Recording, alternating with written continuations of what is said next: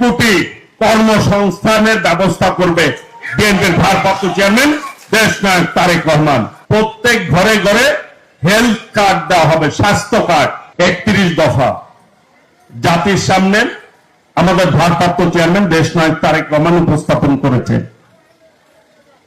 এর মধ্যে একটি দফা আছে, মেয়েদের কথা বলা হয়েছে, নারীদের কথা বলা হয়েছে। প্রত্যেক ঘরে ঘরে একটি করে ফ্যামিলি কার্ড দেওয়া হবে। সেই কার্ডটি আমার মাদের নামে থাকবে, যাতে করে মা বোনেরা সেই কার্ডের মাধ্যমে প্রতি মাসে একটি টাকা বা সম পরিমাণ নিত্য প্রয়োজনীয় জিনিস পাবে, সেটি দিয়ে তিনি সংসার চালাতে পারে, যাতে সাহায্য হয়। আর মাদের নামে কেন থাকবে? মারা যাতে সংসারে সম্মানিত হয়।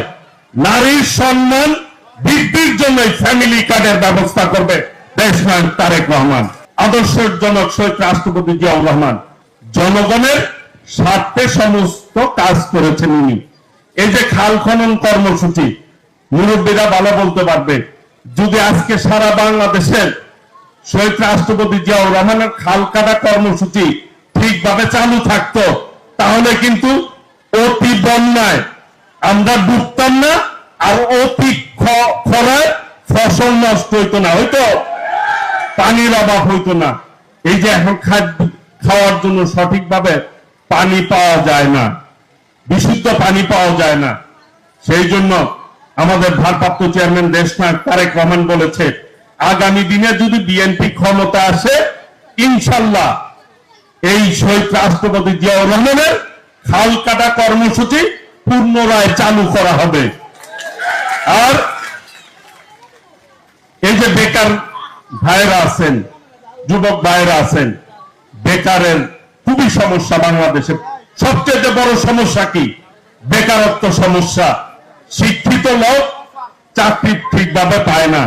আগামী দিনে বিএনপি যদি আল্লাহর রহমতে জনগণের ভোটে নির্বাচিত হয়, 1 কোটি কর্মসংস্থানের ব্যবস্থা করবে বিএনপির ভারপ্রাপ্ত চেয়ারম্যান দেশনায়ক তারেক রহমান।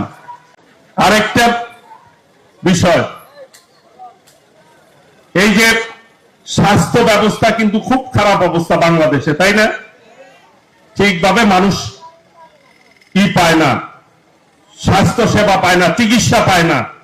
বিএনপি আল্লাহর রহমতে আগামী দিন নিয়ে যদি ক্ষমতায় আসে, প্রত্যেক ঘরে ঘরে হেলথ কার্ড দেওয়া হবে, স্বাস্থ্য কার্ড।